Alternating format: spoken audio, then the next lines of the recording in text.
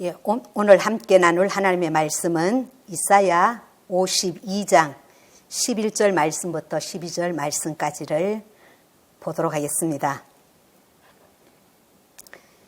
너희는 떠날지어다 거기서 나오고 부정한 것을 만지지 말지어다. 그 가운데서 나올지어다. 여호와의 기구를 매는 자들이여 스스로 정결하게 할지어다. 여호와께서 너희 앞에서 행하시며 이스라엘 하나님이 너희 뒤에서 호위하시리니 너희가 황급히 나오지 아니하며 도망하듯 다니지 아니하리라. 아멘. 할렐루야. 오늘 또 하나님께서 말씀을 통하여 우리에게 큰 은혜를 주실 줄로 믿습니다. 하나 물어보겠습니다. 여러분, 성경이 몇 권으로 되어 있습니까? 네. 구약 39권, 신약 27권, 이렇게 합하여 66권이죠. 성경 신구약이 합하여 66권이듯이 오늘 우리가 본 이 이사야서도 66장인데 크게 두 부분으로 구성이 되어 있습니다. 구약 성경이 29권이듯이 이렇게 이사야의 두 부분인데 1장부터 39장까지 39장까지 죄와 심판을 지적하고 있듯이 이사야서 일부에서도 1장부터 39장에 바벨론으로 포로 가기 전입니다. 아직 유다 땅에 있을 때 포로 가기 전에 이스라엘의 죄를 지적하고 이렇게 살면 심판을 받는다는 경고의 그 메시지를 담고 있습니다. 신약 성경이 27권이듯이 이 신약 성경 27권에는 예수님 오셨습니다. 예수님 오시고 그 예수님을 통한 회복과 구원을 선포하듯이 이사야 2부인 40장부터 66장까지 27장이죠. 이때는 바벨론 포로로 살고 있는 그 백성들에게 선포된 메시지인데 그 메시지 내용이 회복과 구원 그리고 위로를 선포하고 있습니다. 여러분 너무 신기하지 않습니까?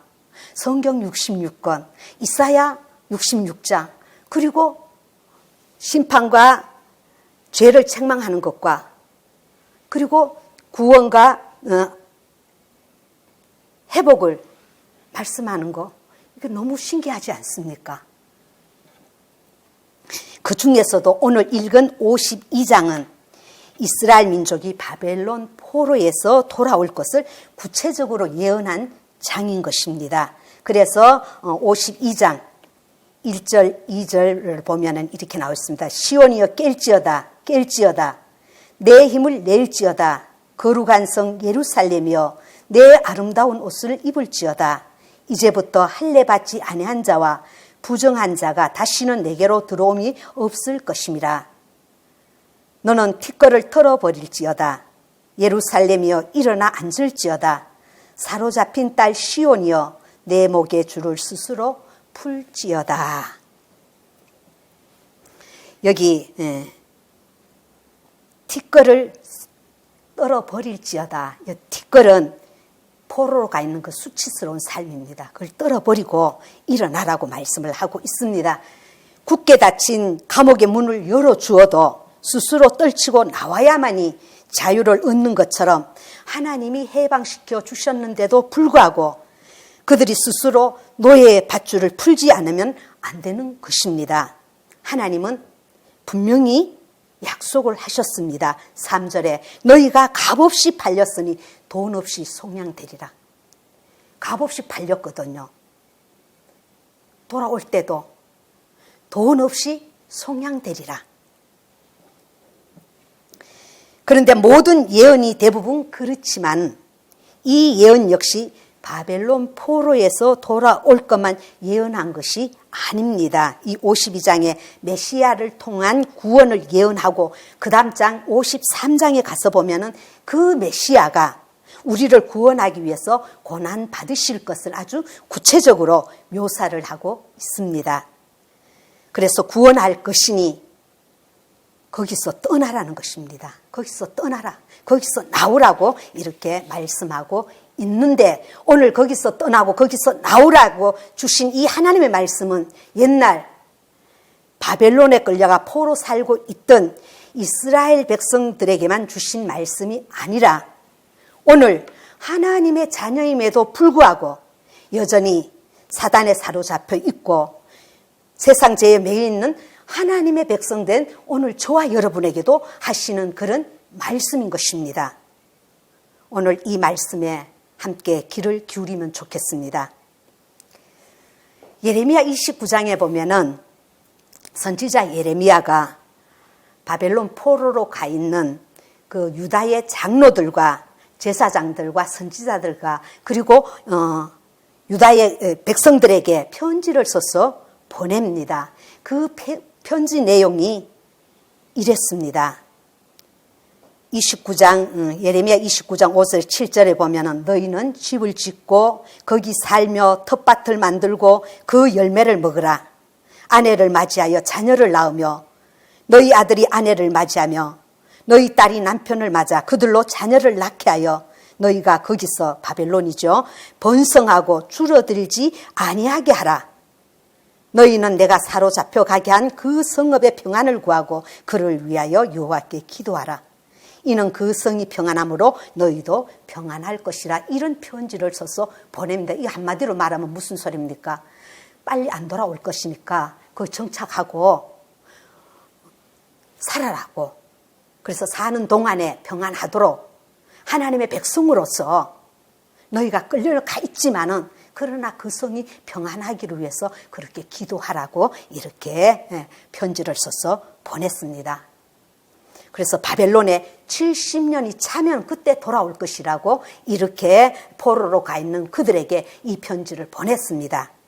그러나 하나냐라는 선지자는 이런 예언을 합니다. 여호와의 말씀이 내게 임했는데 무슨 70년?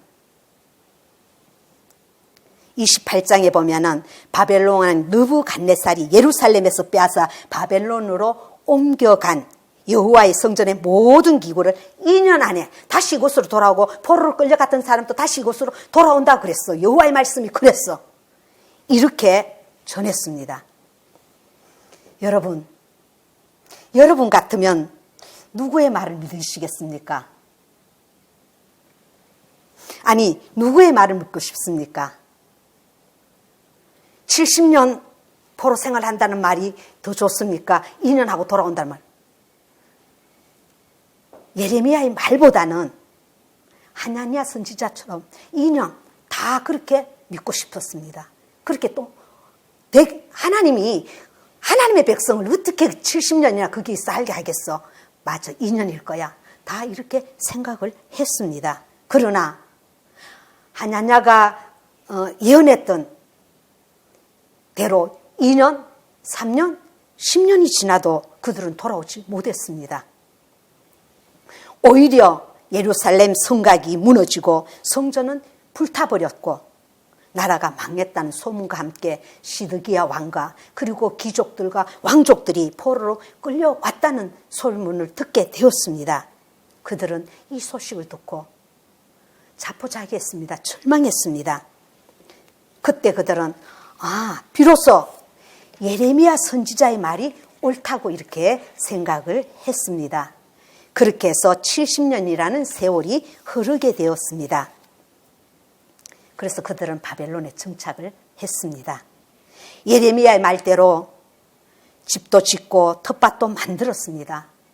비록 노예로 끌려오기는 했지만은 이제 제법 가정도 꾸리고 집도 장만하고 안정된 직장도 갖고 그리고 땅도 사고 안락하게 살게 되었습니다.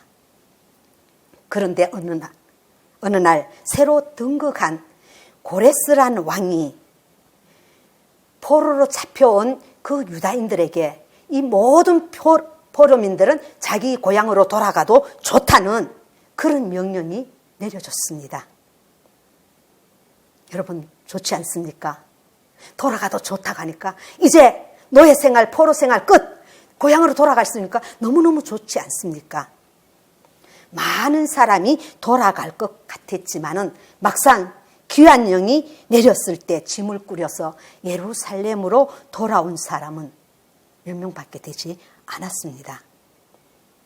왜요? 그동안 그들은 비록 포로로 잡혀 있었지만 이제 한 70여 년 살다 보니까 바벨론에 사는 것이 익숙해졌습니다. 집도 있죠. 직장도 있죠. 터전도 있습니다. 그래서 그들은 생각해, 예루살렘에 돌아가는들 뭐해? 가면 집도 없을 것이고 직장도 없는데. 그래서 예루살렘으로 돌아가는 것보다는 여기 있는 게 더 낫지 않겠느냐, 이런 생각을 하고 그들은 돌아오지 않았습니다. 여러분, 에스라 2장하고 느헤미야 7장을 보시면은 그때 예루살렘으로 돌아온 인솔자 명단과 그리고 그와 함께 했던 사람들의 인원수가 나오고 있습니다. 그 숫자가 불과 42,360명이라고 하나도 안 틀리고 에스라 2장 그리고 느헤미야 7장에 똑같이 그대로 적어놨거든요. 여러분, 한 번만 적어도 되는데 왜 이 사람을 이름을 두 번씩이나 이렇게 기록했을까요? 저는 이래서 기록했다고 생각해요. 정말 이 예루살렘에 돌아온 사람들은 보통 사람이 아니에요. 70여 년 동안 바벨론에 살아가고 있었지만은 바벨론 사람들의 그 삶에 동화되지 않고 거기에 안주하지 않고 예루살렘을 그리워한 사람들이 돌아온 것입니다.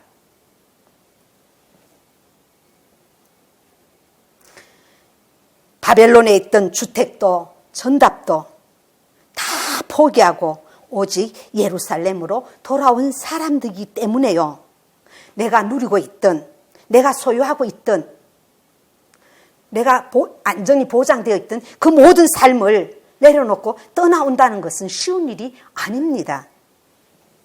정말로 결단하기 쉽지 않습니다. 그럼에도 그것을 다 결단하고 돌아왔다는 것은 너무너무 귀한 것입니다. 그래서 그 이름이 두 번이나 올라 있는 줄로 믿습니다. 여러분, 이런 자가 되어지시기를 바랍니다. 생명책에 내 이름 기록되었을까? 우리 마지막 나오잖아요. 계시록에 이름 기록된 그런 자가 되어야 될 줄로 믿습니다. 포로 생활했지만 거기 집도 있고 거기서 익숙해져 있습니다. 살만합니다. 그런데도 하나님께로 다시 그 모든 것을 포기하고 왔다는 것은요, 놀라운 신앙이 아니고는 할 수 없는 일입니다. 우리나라가 해방된 지 75년이 되는데요. 왜 사린이나 연변이나 시베리아, 우즈베키스탄, 카자흐스탄 그런 곳에 교포들이 아직도 남아있지 않습니까? 이렇게 텔레비 같은 데 반영되는 거 보면 그들의 삶이 참 힘들게 어렵게 살아가는 것을 봅니다. 이렇게 해방을 맞았는데 왜 돌아오지 않고 그들은 거기 있었을까? 뭐 여러 가지 상황이 있을 수 있을 것입니다. 그러나 그들 해방은 맞았지만은 돌아올 용기가 없었습니다. 정말 이스라엘 백성들이 포로에서 돌아올 때 뭐 예루살렘에 돌아간들 집이 있느냐, 직장이 있느냐, 가면 더 불편하게 힘들게 산 그런 생각이 있었기 때문에 안 돌아온 것처럼 이 사람들도 분명히 그랬을 것입니다. 여러분, 떠나기가 쉽지 않습니다. 내가 익숙한데 그래서 그냥 눌러앉기가 쉬운 것입니다. 그러나 여러분, 떠나야 합니다. 신앙은 떠나는 거예요. 신앙은 떠나는 겁니다. 우리 믿음의 조상이라고 하는 아브라함을 너무 잘 알지 않습니까? 아브라함이 어디 있을 때 하나님이 그를 불러내셨습니까? 문화의 발상지가 여러분 어디시죠? 우리 사회 학교 다닐 때 배웠잖아요. 메소포타미아 문명 하잖아요. 갈대아 우르가 메소포타미아거든요. 문명이 꼽히는 잘 살고 있는 그 아브라함에게 하나님께서 그를 뭐라고 하십니까? 창세기 12장 1절에 너는 너의 고향과 친척과 아버지의 집을 떠나 내가 내게 보여줄 땅으로 가라고, 떠나서 가라고 이렇게 했습니다. 그래서 떠나서 왔기 때문에 믿음의 조상이 된 것입니다. 또 죄악의 도시 소돔성에 살고 있는 그 롯에게도 가족과 함께 그 성을 떠나라고. 예수님은 죄와 허물로 죽은 우리를 살려주셨습니다. 또 죄와 사망의 법에서 우리를 해방시켜 주셨습니다. 이제 우리는 떠나야 합니다. 떠나야 하는데도 불구하고 이렇게 자유를 주고 떠나라고 했는데도 불구하고 스스로 떠나기를 싫어한다면 그는 종식토록 노예가 되어지고 종이 되어지는 것을 볼 수 있습니다. 우리가 잘 아는 출애굽기 21장에 보면은요, 종에 관한 법규가 나오고 있습니다. 종의 법규가 나오는데요, 거기에 보면 그렇습니다. 종을 사면 종을 부리는데 몇 년 동안 부리냐면 6년 동안은 부립니다. 그러나 7년째가 되면은 이제 돌려보냅니다. 돌아가게 합니다. 그래서 혼자 처음에 자기 혼자 왔으면 혼자 갑니다. 근데 혼자 왔는데 주인이 이렇게 아내를 주어서 아내를 얻게 하고 거기서 자식이 이렇게 태어났습니다. 그리고 6년까지 일하다 이제 7년째 내보내야 되잖아요. 그때 내보낼 때는 가족 전체 내보내는 것이 아닙니다. 혼자 왔기 때문에 자기는 나가고, 그리고 부인과 자녀들은 주인의 소유거든요. 그래서 두고 가야 됩니다. 그래서 이 종이 자유를 얻었는데 가야 되는데 상정과 그리고 자기 처자식을 사랑해서 나는 가기 싫습니다. 나는 여기서 내 가족과 함께 당신을 섬기겠습니다.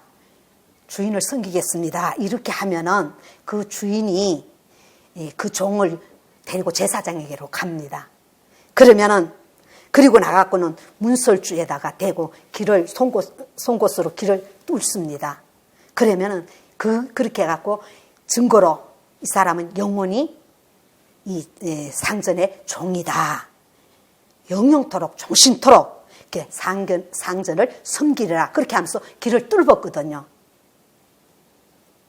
만약에 해방을 시켜주셨는데도 불구하고 머뭇거리고 떠나기를 거절한다면 평생 제 노예가 되고 만다는 것입니다. 오늘 본문 11절 말씀을 보십시오. 이렇게 말하죠. 너희는 떠날지어다. 떠날지어다. 거기서 나오고 부정한 것을 만지지 말지어다. 그 가운데서 나올지어다. 여호와의 기구를 매는 자들이여 스스로 정결하게 하라. 이렇게 말했습니다. 여기 여호와의 기구를 매는 자, 여러분 누가 하나님의 성전의 기구를 맵니까? 아무나 매는 게 아니잖아요. 제사장들이 하잖아요. 제사장들이 성막의 기구를 메고 옮깁니다. 그러니까 여기 기구를 매는 자면 제사장들은 스스로 정결케 하라 그랬습니다. 오늘 저와 여러분은 예수의 피로 구속받은 왕같은 제사장입니다. 거룩한 백성입니다. 믿으십니까? 왕같은 제사장입니다. 거룩한 백성입니다. 그러므로 이 말씀은 오늘 우리에게도 하는 말씀입니다. 우리는 왕같은 족속이라고, 왕같은 제사장이라고, 거룩한 백성이라고 베드로서는 말씀을 하고 있습니다. 그래서 우리는 스스로 정결케 해야 되고 또 우리는 떠나야 됩니다. 그렇다면 우리는 어디서 떠나야 합니까? 요한일서 2장 15절에서 17절 말씀에 보면은 이렇게 말하고 있습니다. 사도 요한이 편지를 씁니다. 편지를 쓰면서 내가 너희에게 쓰는 것은 너희 죄가 그의 이름으로 말미암아 사함을 받았습니다. 그래서 내가 이 편지를 쓰는데 죄 사함을 받은 자는 어떻게 살아야 하느냐 이거예요. 이 세상이나 세상에 있는 것들을 사랑치 말라. 누구든지 세상을 사랑하면 아버지의 사랑이 그 안에 있지 아니하니 이는 세상에 있는 것이 육신의 정욕과 안목의 정욕과 이생의 자랑이니 다 아버지께로부터 온 것이 아니요 세상으로부터 온 것이라. 이 세상도 그 정욕도 지나가되 오직 하나님의 뜻을 행하는 자는 영원히 거하느니라 그랬습니다. 우리는 이 세상과 세상에 사랑하는 것에서 떠나야 될 줄로 믿습니다. 디모데후서 3장에 보면 사도 바울은 디모데에게 말세에 고통하는 때가 되어지는데 그때의 사람들의 현상이 이렇다 그랬습니다. 그러면서 이런 가운데서 너희들은 떠나라고 하거든요. 그럼 어떻게 살아가느냐? 마지막 때에 말세의 사람들은 자기를 사랑하며 돈을 사랑하며 자랑하며 교만하며 비방하며 부모 거역하고 감사하지 않고 거룩하지 않고 부정하며 원통을 풀지 아니하며 모함하며 절제하지 못하며 살아오며 선한 것을 좋아하지 아니하며 배신하며 조급하며 자만하며 쾌락사랑하기를 하나님 사랑하는 것보다 더하며 경건의 모양은 있는데 경건의 능력을 부인하는 자니 이 같은 자들에게서 네가 돌아서라. 우리는 예수의 피로 구속받은 하나님 백성입니다. 이런 곳에서 돌아서라고 이렇게 말씀을 하고 있습니다. 경건치 않는 사람들에게서 우리는 떠나야 될 줄로 믿습니다. 예수 믿는 우리는 세상 사람과 달라야 됩니다. 사는 방식이 달라야 됩니다. 하나님은 이렇게 우리로 떠나라 가시면서 이 말씀을 듣고 떠나는 자, 나오는 자들에게는 12절에 이런 약속을 해주고 있습니다. 한번 12절 말씀을 보십시오. 여호와께서 너희 앞에서 행하시며, 우리 앞에서 행하시겠대요. 이스라엘 하나님이 너희 뒤에서 호위하시리니. 아멘. 앞에서 행해 주시고 뒤에서 호위해 주시겠다고 이런 약속을 하고 있습니다. 옛날 이스라엘 백성이 애굽을 떠나 가나안을 향할 때 많은 어려움이 기다리고 있었습니다. 그러나 하나님은 그들을 앞에서 행하셔서 낮에는 구름 기둥으로 그들의 길을 인도하시고 밤에는 불기둥으로 그들에게 비추사 주야로 진행하게 하시니 낮에는 구름 기둥, 밤에는 불기둥이 백성 앞에서 떠나지 않았다라고 이렇게 했습니다. 모세는 광야에서 갈 길 알지 못했습니다. 그러나 하나님은 구름 기둥으로 그들의 앞길을 인도하셨습니다. 뒤에서 바로의 군대가 추격해 옵니다. 그러나 하나님의 불기둥이 호위하시니 그들이 접근할 수가 없게 되었습니다. 낮의 더위를 구름 기둥이 막아줬습니다. 밤의 추위를 불기둥이 막아주었습니다. 이처럼 그들의 조상들을 애굽의 종살에서 건져내어 가나안 축복의 땅, 약속의 땅으로 들이실 때 이렇게 인도하신 하나님께서 바벨론에서 떠나오는 자들에게 오늘 약속을 해주고 있는 것을 볼 수가 있습니다. 이사야 43장 2절에 이렇게 약속합니다. 내가 물 가운데 지날 때 내가 너와 함께 할 것이라. 강을 건널 때 물이 너를 침몰하지 못할 것이며 네가 불 가운데 지날 때 타지도 아니할 것이요 불꽃이 너를 사르지도 못하리라. 하나님이 보호하시겠다는 것입니다. 옛날 출애굽하여 하나님이 약속해 주신 땅으로 가는 길의 여정에 그 길 때문에 백성의 마음이 상했고 이로 인해서 원망하고 불평하다가 불백에 물린 일이 있었습니다. 그때의 것을 상고하면서 하나님께서는 이사야 43장 18절에 이렇게 말씀합니다. 너희는 이전 일을 기억지 말고 옛날 일을 생각하지 말아라. 이렇게 하시면서 19절에 보라 내가 새 일을 행하겠다. 이제 나타낼 것이라. 반드시 내가 강야의 길을 사막에 강을 내리니 내가 강야의 물을 사막에 길들을 내어 내 백성 내가 택한 자에게 마시게 하겠다. 하나님 건사하겠다는 것입니다. 책임지시겠다고 약속하셨습니다. 이 하나님 지금 또 우리 곁을 떠나지 아니하십니다. 성령 보혜사를 보내셔서 우리와 함께 하십니다. 우리를 도우십니다. 우리 눈에 보이지 않지만 앞뒤로 호위하고 계시는 것입니다. 사랑하는 성도 여러분, 저와 여러분을 보호하고 호위하고 인도하시는 것은 하나님이 하실 일이고 하나님의 명령을 따라 세상을 등지고 경건치 않는 자들에게서 떠나는 것은 우리의 신앙의 결단입니다. 사랑하는 성도 여러분, 오늘 우리는 결단해야 되겠습니다. 모든 것을 떠나서 죄를 떠나서 나올 때 하나님께서는 저와 여러분을 약속하신 대로 책임져 주시고 건사해 주시고 보호해 주실 것입니다. 이 은혜가 함께하기를 주님의 이름으로 축원합니다. 아멘.